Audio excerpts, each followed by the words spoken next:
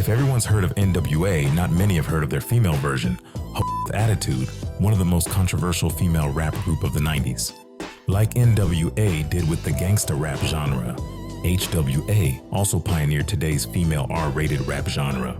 They broke barriers and paved the way for Lil' Kim, who then influenced today's mainstream female rappers like Nicki Minaj, Cardi B, and Ice Spice. I'll take you through their journey from Chicago to Los Angeles, exploring how dissing N.W.A on their first album ended up getting them signed to Ruthless Records by Eazy-E.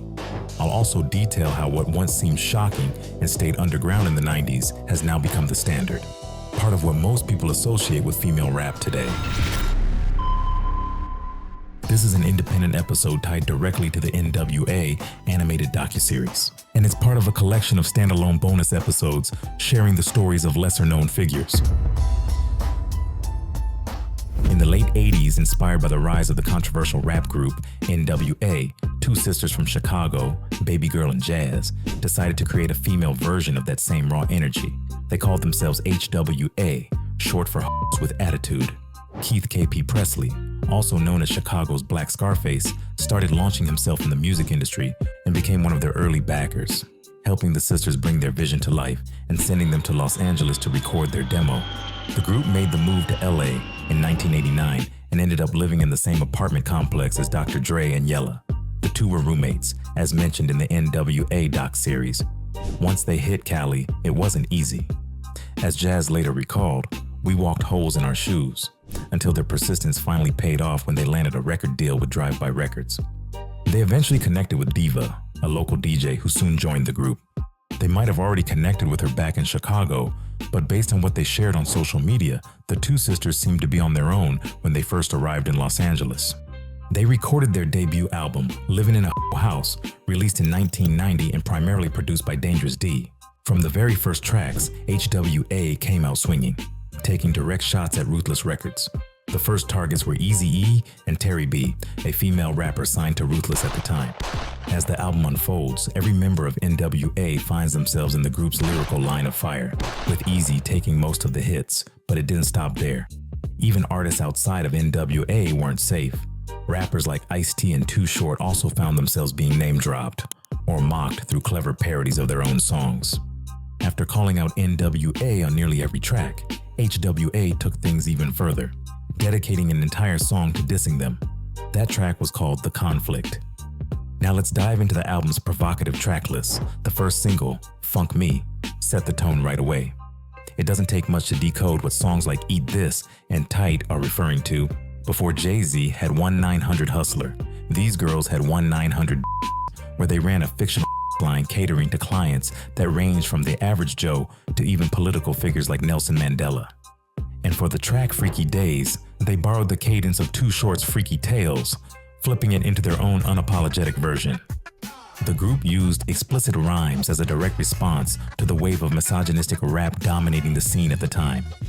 They wanted to flip the narrative, to show that women could be just as raw, just as outspoken, and just as in control.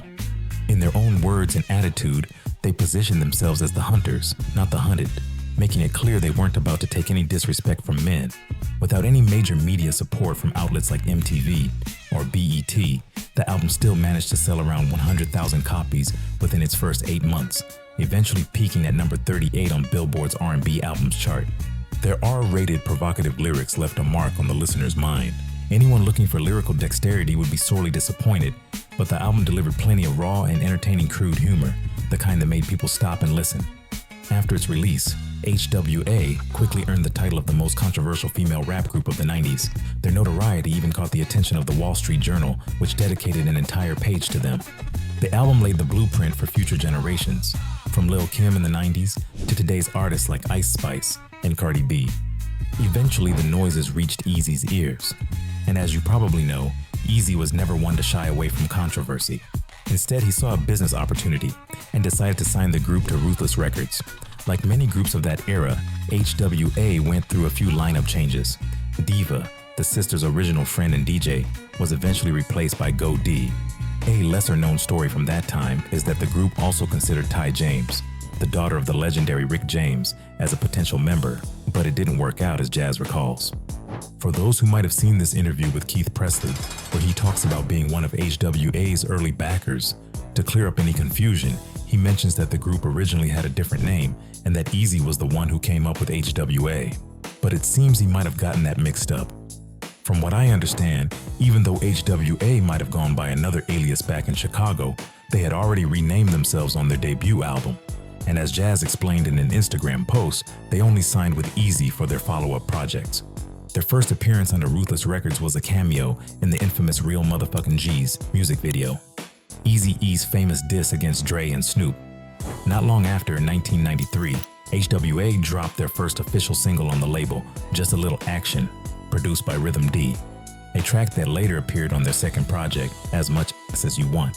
The following year, they dropped another single titled I Ain't No Lady, featuring Eazy-E and Bone Thugs, with Greg Mack appearing on the B-side. The production was handled by Julio G and the Unknown DJ. Their popularity began to rise as they performed at shows alongside Tupac, MC8, and Scarface. Later that year, H.W.A. released what many consider their second album, though officially it was an EP titled As Much As You Want. It featured 7 tracks, mostly produced by Mr. Chalk, with additional production from Code 187, DJ Yella, and Rhythm D, plus extra vocals from Cocaine. Apparently, one of the music videos they shot for the project was so explicit that even The Box refused to air it. And considering The Box was known for playing videos other stations wouldn't touch, that says a lot about how wild this one must have been. I wonder if DJ Yella shot the music video himself, since around that same time he was starting his adult film production company, as covered in his Independent episode. The album didn't make a huge commercial impact, but like their debut, it lingered in listeners' ears and firmly cemented their place as pioneers of this female explicit rap genre. Sadly, not long after, at the start of the following year in '95, Eazy-E passed away, and from what I understand, the group quietly disbanded around that same time without releasing anything else. As they mentioned on social media, they always had a strong bond with Eazy. They saw him as family, and his passing affected them deeply. Baby Girl, the group's lead rapper, went on to start a solo career and released her debut album, Holla At Me, in 1996. The group left great memories with everyone they worked with at Ruthless Records. Every producer or rapper who mentions their name in interviews speaks of them positively. To this day, they remain in touch with Eazy-E's family, primarily with his first son. Despite releasing only a couple of projects as a group, H.W.A. are still remembered to this day. You can even see Snoop Dogg mention them during an interview with N.W.A, or Fat Joe, who appeared in an Instagram video with Baby Girl. Those with attitudes, you already know. A reminder that their name still carries weight in hip-hop circles. Looking back, female rap groups like with attitude and bitches with problems were simply ahead of their time. Back then, the world wasn't ready for the female R-rated rap genre. With no radio play and most media outlets blacklisting them, their message stayed underground. But today, artists like Nicki Minaj, Cardi B, Ice Spice, Megan Thee Stallion, and many others are dominating the charts. Their music videos played everywhere. What once seemed shocking in the 90s has now become the standard, part of what most people associate with female rap today. And for that, you've got to give H.W.A. their props as one of the true pioneers of the genre. From what I understood, after quickly exchanging with them on Instagram, they don't really do interviews right now.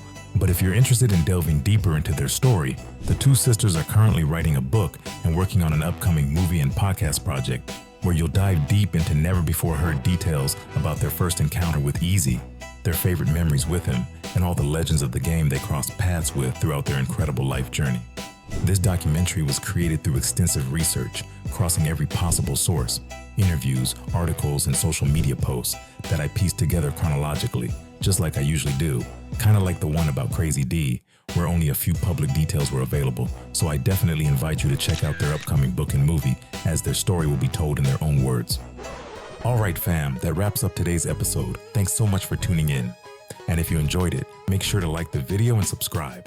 And don't forget to hit the notification bell as a brand new episode comes out every 10 days. In case you're just tuning in, I'm specialized in animated documentaries, digging up rare insights and untold backstories about your favorite old school rappers. And if you're a fan of N.W.A, you gotta check out our animated docuseries uncovering the untold stories behind the group's origins, including the one of Crazy D, the forgotten Mexican member of the group. And for short animated stories and the latest old school hip hop news, make sure to follow us on Instagram. just like your favorite rappers already did. If you don't know, we're pretty active on here and are publishing short animated interview clips in collaboration with major hip-hop outlets in the game. For those who want to show a little support, as these documentaries take a ton of time, research, and effort to put together, YouTube thanks and memberships are now available. Big love to everyone who stuck around till now. Peace out, and see you real soon.